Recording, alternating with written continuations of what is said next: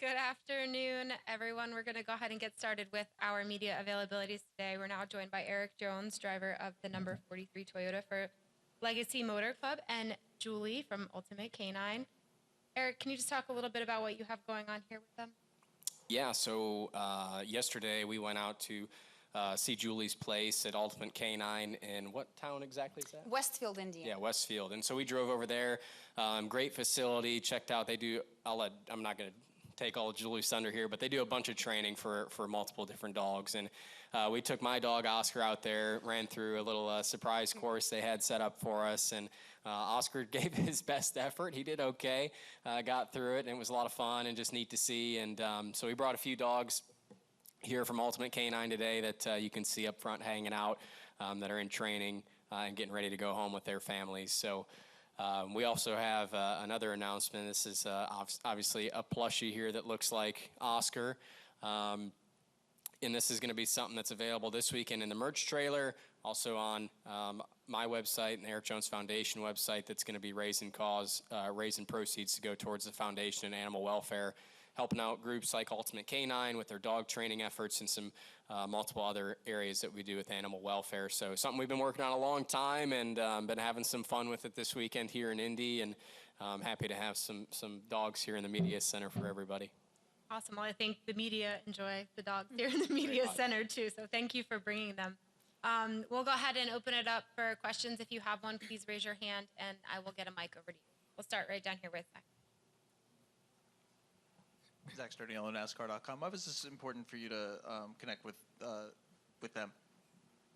Well, you know, we started the foundation, I guess it's been almost 4 years, and I felt like the animal welfare portion has been probably one of the pillars that we have done quite a bit with, but not as much as the cancer and reading side, and it hasn't been as much at the forefront, and I've been wanting to bring it more forward. That was a pretty big objective for us with the foundation. And so as we kind of dove into that and figured out ways to connect, you know, the plushie was a huge way we came up with to raise some money for it, number one. But then connecting with groups like Julie's and what they do for me has been pretty fun. So we did some work a few years ago with a group in Michigan with some training for police canines, and then to see Julie's organization and seeing what they do with the police work here locally and internationally, frankly, with some other work with special ops dogs and with family dogs, as these are not quite special ops dogs here today, but to see the work that they do with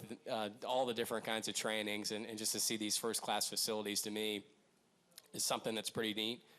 You know, growing up, we obviously always had dogs, and funny enough, my mom was big into training our dogs, and so it was always kind of something that was just interesting to me to see the different groups that train these dogs and what goes into it. And I think just to see the potential of dogs, I think it gets so overlooked sometimes. You meet these dogs and you don't always see their full potential, and to see them working hard and learning and getting smarter is something that's pretty neat. Additional questions? Come right front. Yeah, Erik, Roy Akers, Skyview Sports. Recently, I was at a golf outing, and they were raising money, believe it or not, for Oakland County Sheriff's Department for the Kevlar vest for the dogs, like $3,000 a piece. Is that something that your foundation kind of touches at all? Because these dogs, they are often the lifeline in the community, so the officers don't get hurt.